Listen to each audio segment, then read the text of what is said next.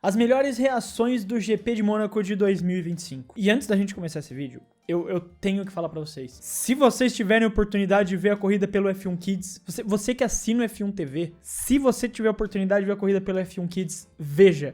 Que coisa maravilhosa. Durante a live que eu faço com o pessoal do Que Pode Esse, a gente assistiu a corrida pela live do F1 Kids e que negócio sensacional. Do nada, corta pros pilotos dançando, os bonecos do piloto chorando. Tinha um boneco do Stefano Domenicali dançando. Que negócio maravilhoso, cara. Mas, assim, a corrida não foi lá essas coisas particularmente. Não foi ruim, não é isso que eu tô dizendo. Mas também não foi a melhor coisa do mundo. Porém, a diretriz de botar 2 paradas obrigatórias realmente funcionou. Fazer as 2 paradas obrigatórias realmente foi algo positivo. Deu uma movimentada, mexeu bastante, obrigou ali a ter uma guerra de estratégias na corrida que realmente deu uma animada no GP de Mônaco. Então a corrida pode não ter entregado tanto? Pode. Mas foi um show de resenha. Dito isso, bora ver então as melhores reações que vocês enviaram aqui na comunidade do YouTube ou lá no Discord do Clube da F1, que você pode entrar clicando no link da descrição. A começar pelo Mangueira, que mandou aqui: Norris, depois de todo mundo falar que ele ia bater na primeira curva. Tá aqui, né? Me fugiu o nome do jogador lá do Vasco, porque o Diniz fala pra ele, tipo, ele queria chamar o cara pra conversar, queria chamar pra falar alguma coisa. Ele ignorou, deu um chute pro gol e fez assim ali pro Diniz. O Norris aí, vai, falem que eu vou bater na primeira curva. Assim, cara, nem tem muito o que comentar das primeiras posições, porque realmente não mudou nada lá na frente. Foi a mesma coisa a corrida inteira. Mas o Norris fez a corrida de protocolo. Não errou. A McLaren foi perfeita, o Norris não errou. Teve aquela locada de pneus, né? Aquela travada de pneus na primeira curva, que por pouco não deu algum errinho ali com o Leclerc. Mas tirando isso, ele foi muito bem, passou ali limpo, seguiu na liderança. Em nenhum momento teve a liderança dele ameaçada pelo Leclerc ou por qualquer outra pessoa. Merecidíssimo vencedor do GP de Mônaco. E agora tá só a 3 pontos de Oscar Piastri no Campeonato Mundial. O GP de Barcelona promete demais nessa briga pela disputa da liderança do Mundial. E uma coisa que ninguém aqui tá falando foi o que o Chronotrap TV trouxe pra nós. Antonelli salvou a corrida do Bortoleto. É a verdade. Logo na primeira volta, o Bortoleto consegue fazer uma linda ultrapassagem por cima do Antonelli, fica claro. Só que lá na volta, naquela curva antes do... Me fugiu. Nossa, eu tô esquecendo os nomes da curva de Mônaco toda hora. Mas a curva antes do túnel, o Antonelli vai lá e se lança pra dentro pra ganhar a posição de volta. E isso causa o Bortoleto bater no muro. Eu já vou falar sobre questão de punição, porque inclusive é a próxima reação. Mas isso faz com que o Bortoleto bata logo ali, né? Quebre a asa dianteira e milagrosamente não quebra o carro. Então ele consegue voltar pra pista, faz uma parada, bota um jogo de pneu duro, fica um tempo na pista, volta, bota um pneu macio, porque eles são obrigados a colocar 3 compostos novos, e aí foi a genialidade da Sauber. Faz ele botar esse pneu macio pra ele ficar algumas voltas, porque aí libera pra ele poder colocar o pneu médio que ele largou, porque ele só fez uma volta com aquele pneu médio. Então a batida e o Virtual Safety Car que tiveram no começo permitiram que ele pudesse voltar, parar, botar um pneu duro, fazer um stint longo, botasse um pneu macio pra bater a meta de botar 3 jogos novos e depois ele volta, põe o pneu médio que ele largou, volta pro fundo do trenzinho que o Lawson tava fazendo lá e consegue se recuperar pra terminar em 14º. A batida do Antonelli salvou a corrida do Bortoleto. Inacreditavelmente, porque o Hülkenberg ele vai terminar em P16, sendo que ele classificou na frente do Gabriel. Então a batida do Antonelli fez a Sauber ter uma ideia de alterar a estratégia do Gabriel para ele ir melhor na corrida, sendo que se ele tivesse continuado normal, era capaz dele ter tido uma corrida ruim como o Hülkenberg teve no final. Muito obrigado, Antonelli. Piloto. E daí entra aqui no ponto do Airpins. Uma pergunta, Fred, você acha que o Antonelli deveria ser punido por conta da batida envolvendo o Bortoleto na primeira volta? E eu acho que não.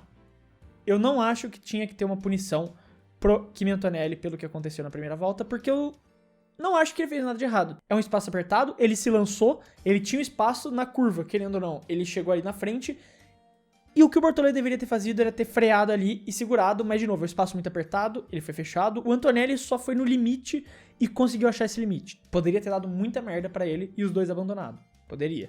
Mas ele foi no limite, acertou esse limite e acabou dando ruim pro Gabriel. Eu particularmente não acho que tinha que ter tido punição. foi lance de corrida que infelizmente deu ruim, mas no final deu bom, porque o karma voltou pra cima do Antonelli, ele terminou em último, 3 voltas atrás do líder, e o Bortoleto terminou em 14º. Então, toma aí, Antonelli. Eu trouxe essa reação mais pra, tipo, mano, a Sauber foi gênia nisso daqui, tá? O Júlio Piloto, ele mandou isso aqui, estrategista da Sauber.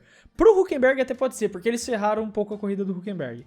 Agora pro Gabriel, eles foram geniais. A corrida inteira parecia que eles não sabiam o que estavam fazendo. Mas eles foram geniais na estratégia do Gabriel. A Sauber foi perfeita, no limite do que poderia fazer. Poderia ter parado o Gabriel um pouquinho antes? Eu acredito que sim. Tanto que lá na live, eu até falei isso. Mas, tipo, eu demorei muito pra enxergar o que eles estavam enxergando. Mas eles botaram o pneu macio porque eles eram obrigados a botar 3 compostos novos. Eles fizeram uma escolha de pneus erradas pra esse final de semana. Porque chegou na corrida, eles tinham um duro, um médio e 3 macios disponíveis. Então, tipo, tava muito ruim a escolha de pneus da Sauber. Mas foi muito inteligente fazer a paradinha, colocar o pneu macio pra ele encostar no pelotão, para de novo, põe o médio do começo da corrida que só tinha uma volta, encosta no pelotão e vai se aproveitando conforme as pessoas param pra ganhar posições e ter um P14 ali. Uma grande corrida, o Gabriel foi perfeito em ritmo de corrida, ele tava muito bem na corrida em questão de ritmo, de entrega, mas não tinha muito o que fazer, Mônaco você não vai ultrapassar e o pelotão tava todo preso ali também, não tinha muito que ele pudesse fazer. Agora esse P14 finalmente coroa algo que ele vem fazendo nessa temporada. Ele vem pilotando bem, ele vem tendo bons resultados. Ele só precisava de uma corrida que a Sauber não ajudasse a estragar. E essa, finalmente foi ela. Um ótimo P14, Bortoleto ali, campeão mundial em 14º lugar. Agora, basicamente, por conta do caos das paradas, a corrida foi isso aqui que o Fradardo mandou ali. O que tá acontecendo, eu não sei. O que tá acontecendo, eu não sei. Cara, a corrida foi chata em questão de pista, mas a guerra de estratégias foi muito boa. Porque você não sabia o que estava acontecendo. Você tinha uma hora ali a Racing Bull segurando o pessoal, depois você teve a Williams fazendo isso, da Mercedes tentando fazer, falhando miseravelmente, enquanto isso você tinha uma guerra ali pra ver quem ia terminar nos pontos, a guerra do fundo do pelotão torcendo por uma bandeira vermelha, o Verstappen torcendo por uma bandeira vermelha. Cara, a corrida inteira ficou numa tensão, torcendo pra que alguma coisa acontecesse. E não aconteceu nada no final. Mas ninguém sabia o que estava acontecendo, torcendo pra acontecer alguma coisa. Esse é o resumo dessa corrida. Ninguém sabia o que estava acontecendo e todos torcendo pra acontecer alguma coisa. No geral foi uma boa corrida, isso tem que ser dito. Quando você soma todos os quesitos, foi uma boa corrida. Inacreditavelmente, foi uma boa corrida. Eu acho que foi um acerto essa diretriz das 2 paradas e pode trazer emoções nos próximos anos. E em relação a tudo isso, a todo esse caos, o Cebola trouxe aqui a mensagem. Racing Bulls fizeram uma corrida ótima, com os 2 carros na zona de pontuação, e fizeram Liam Lawson pontuar pela primeira vez no campeonato. A Racing Bulls tentou e conseguiu estragar a corrida, e isso fez com que eles perfeitamente conseguissem colocar os 2 carros na zona de pontuação. Inacreditável. Cara, eles fizeram a estratégia kamikaze do Lawson de ficar segurando todo mundo, segurou meio mundo para que o Hadjar pudesse fazer as 2 paradas e continuar ali na zona de pontuação. E depois se aproveitaram das Williams fazendo a mesma coisa pro Lawson conseguir fazer suas paradas. O título de melhor estratégia da Racing Bulls, o título de melhor estratégia de Mônaco é da Racing Bulls. Os caras criaram o jogo e depois esperaram os outros copiarem eles para se beneficiarem em cima do jogo que eles criaram. Racing Bulls foi genial nessa corrida, tá? O estrategista da Racing Bulls foi genial nessa corrida, tem que ser dito isso.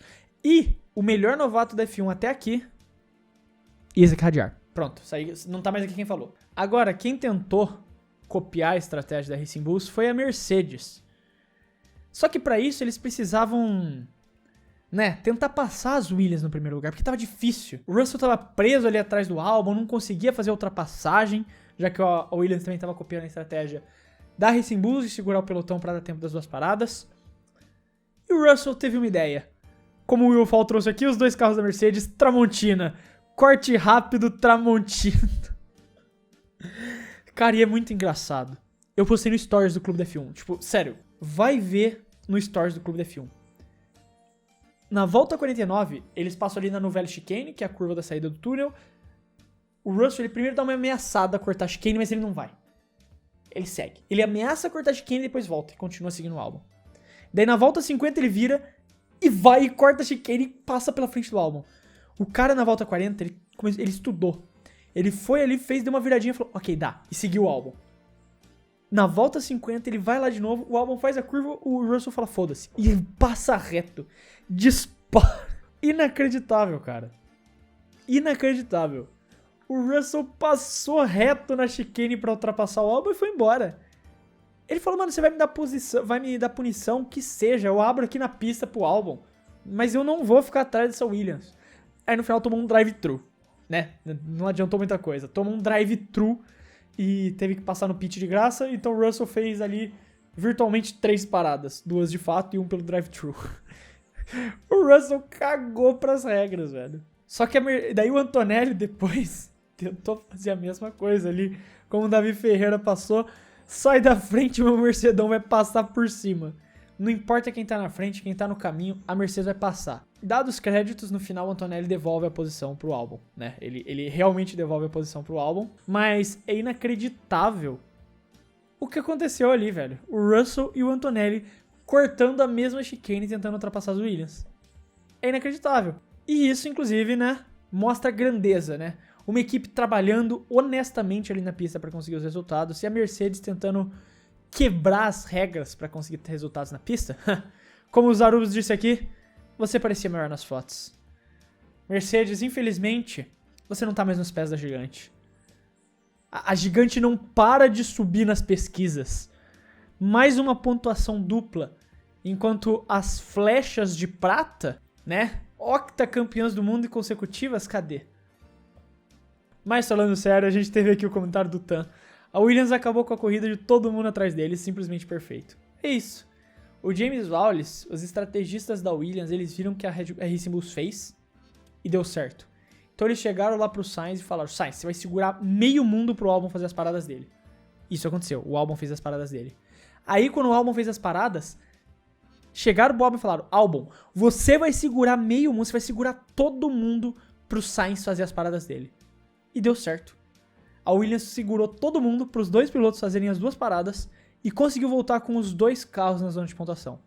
Eu falei na previsão que Mônaco é uma pista que a Williams costuma sofrer um pouco, e sofreram, né? Um carro só foi porque 3, mas na corrida conseguiram maximizar isso para que os 2 carros pontuassem. Albon e Sainz pontuaram, executaram a estratégia com perfeição, no limite, com a dificuldade que é fazer isso em Mônaco.